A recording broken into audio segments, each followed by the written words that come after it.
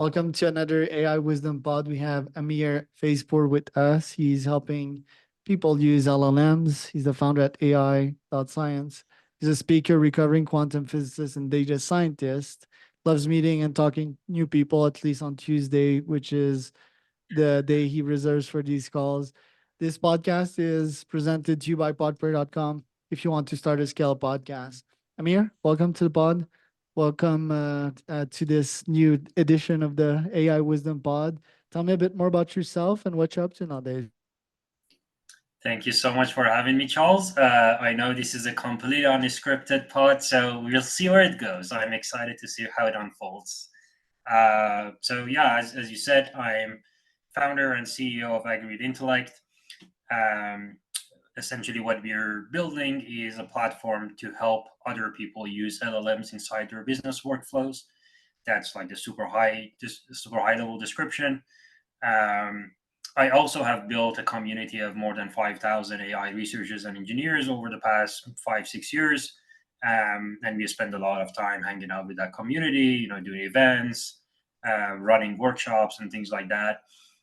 And these days, I'm, very busy helping startups with their AI product strategy and implementation, and also in some cases helping them build. We are doing some product incubation projects, leveraging our community and a skill set that we have, working with different types of customers, helping them essentially integrate LLMs and all of the hype that is going on into whatever it is that they're trying to achieve.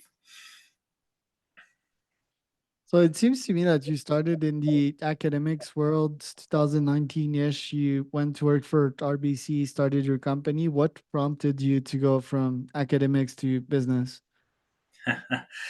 um, mostly, mostly financial reasons. So, I mean, I was well off on my academic journey. I had a PhD from a good university. I was doing a postdoc in one of the top three labs in my field. And the very first time that I wrote an academic grant application, I was surrounded by 12 other researchers in the same lab. And, statistically speaking, three of us would get that grant.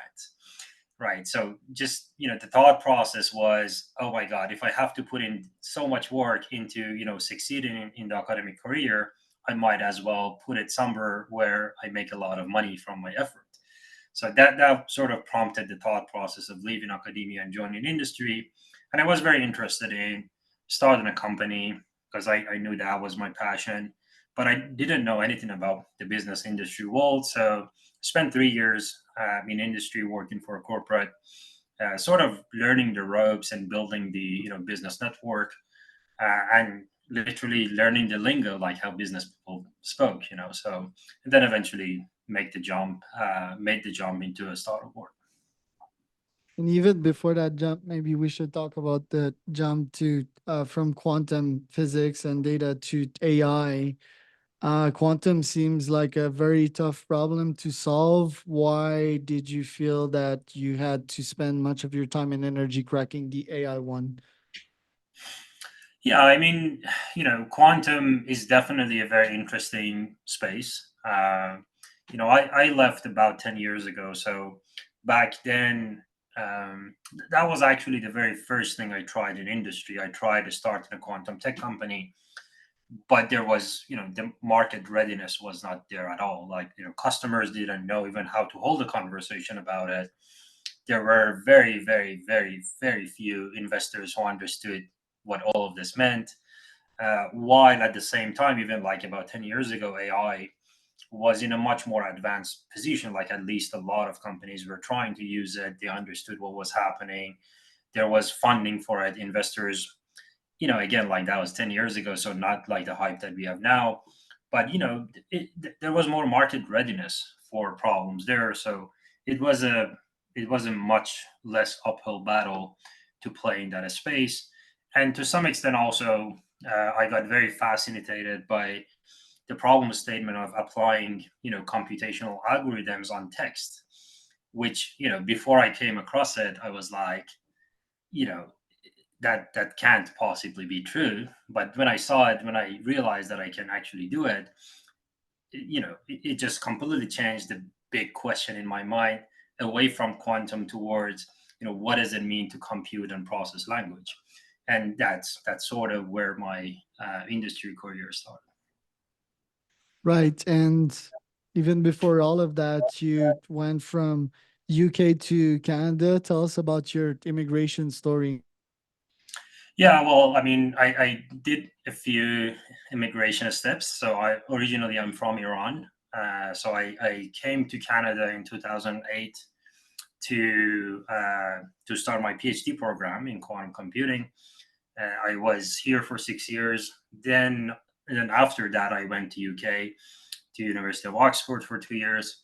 Um, and I sort of played around with the idea of staying in the UK because it's close to everywhere in Europe, so that was kind of sort of attractive. But eventually, to some extent, also I guess there was the emotional backlash of Brexit as well, because right when I was playing with around with the idea of staying, Brexit happened. And visa issues were kind of more complex to navigate there. So eventually, I ended up just coming back to Canada to make the shift from academia to industry. And nowadays, you say you advise a lot of folks into LLMs. What challenges are founders facing when it comes to integrating or building their own? Right. I mean, these days, the biggest problems that a lot of my clients have are around robustness of these systems. So the problem statement of what LLM to use is solved for most companies, because there are third party providers that give you LLMs with many different parameters and uh, you know characteristics that you're interested in. Like, it could be an open source that is hosted. You can host your own model. You could just use OpenAI or similar ones. But really, the problem becomes, how do you integrate them into systems in a way that it is robust, right? Like, I want to ask questions. I don't want it to hallucinate. I want to ask questions, but I want it to only fetch information from these set of wide listed resources and data sources, etc. So problem statements like that, essentially, how do you, so LLMs, I guess, famously hallucinate, but also they are famously unpredictable. Like, they can, even with the same prompt, they could potentially give you different answers. So how do you create a system around the LLM, a software system around the LLM, to control the behavior of it as much as possible, to guardrail it, to make it do what you want and actually help you, rather than work 9 out of 10 times, and then you have to guess which of the 10 times it is that one time that it didn't work, right? So essentially, achieving productivity in your business workflow without necessarily having to second guess, was this right or not? Like, that's a big problem statement. Interesting. So, how do people actually pay you to solve their problems, and how do you get under their radar? I see your newsletter there. So, tell us about the business economics here. Yeah, um, so the community is one component of how people find us. So a lot of customers that approach me are, you know, either from the community or they are connected to the community. So they're referrals essentially from the community.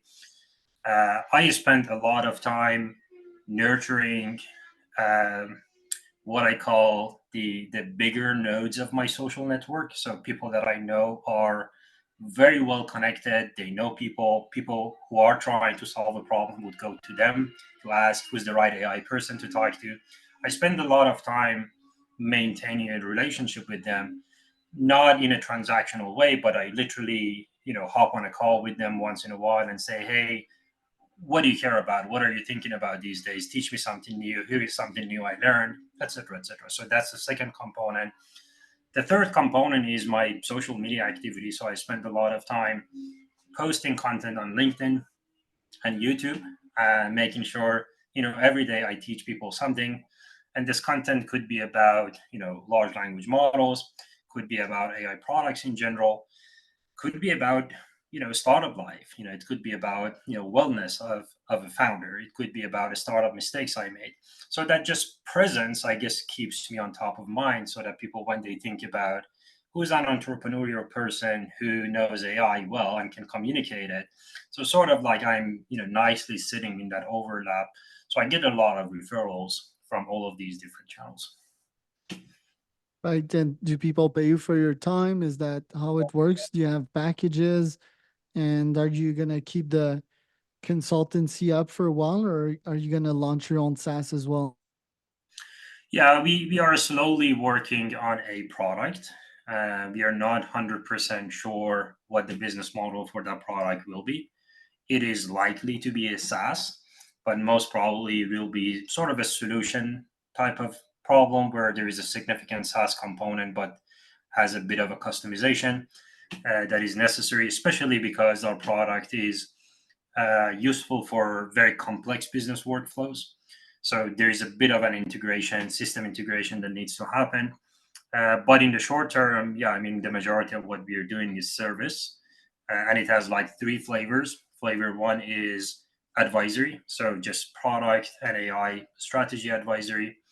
Um, and the second component is we do a staff augmentation type of activities where I draw from our community of 5,000 AI researchers and engineers and essentially bring them and match them with the client's engineering team. And essentially, the folks I bring to the table are very experienced AI experts who can complement the engineering team of the client. And we build together. And as I said, like we can go all the way to product incubation.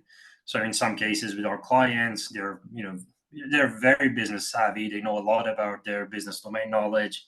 But we own the whole product. Like we are designing the front end, back end, UX, all the AI components, all of the data handling, etc., etc.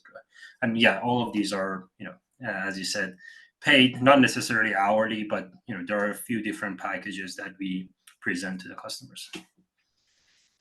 What company is the most exciting to you in terms of LLMs? We're seeing Gemini uh, for a couple of weeks got the overhand of GPT, in my opinion, in some aspects, right?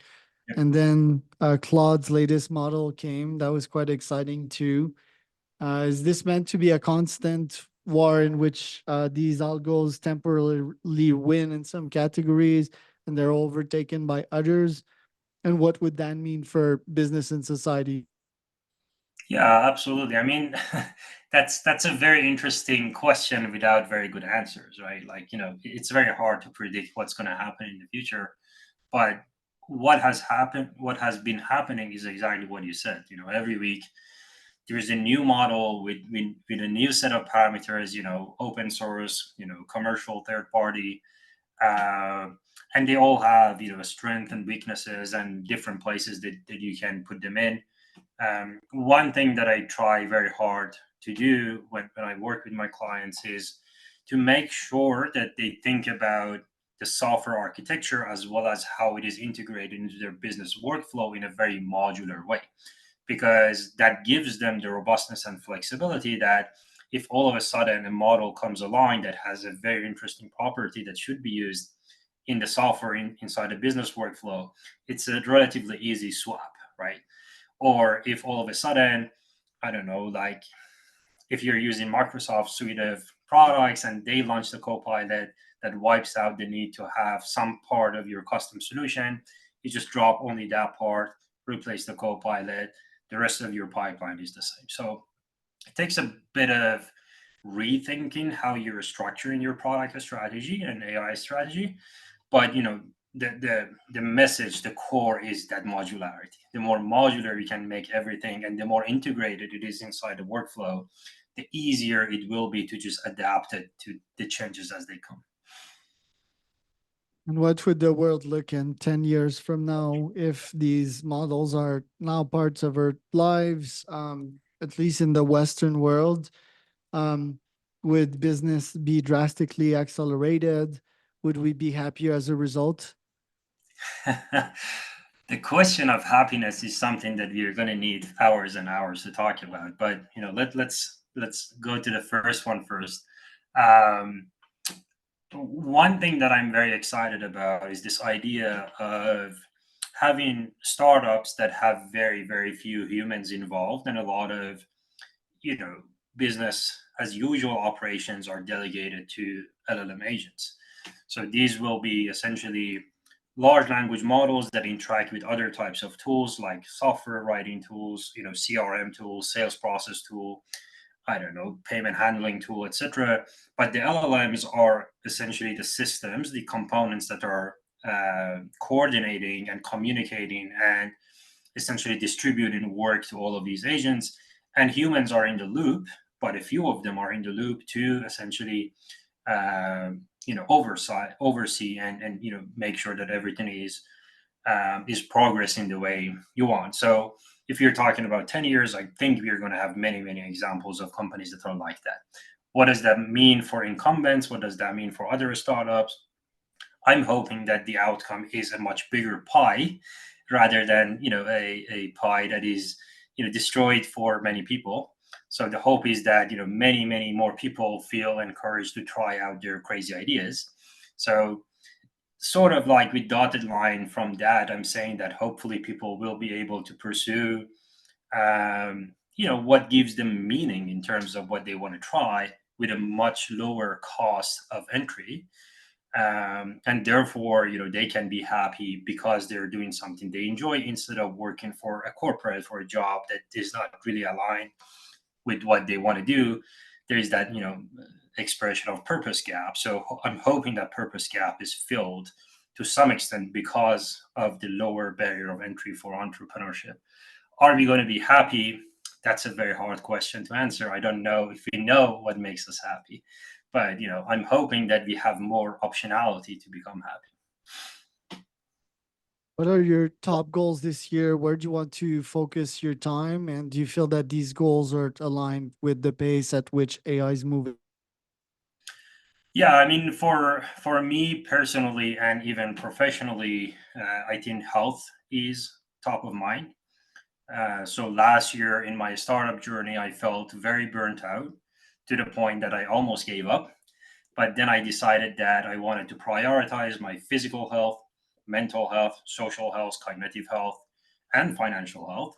So I've been spending a lot of time fixing all the above. And I think that's still, the absolute baseline for my year is going to be, am I healthy in those 5 areas? Because that's very important. That's how I would make good decisions as a business person. And then, on top of that, hopefully that baseline is straightforward to maintain.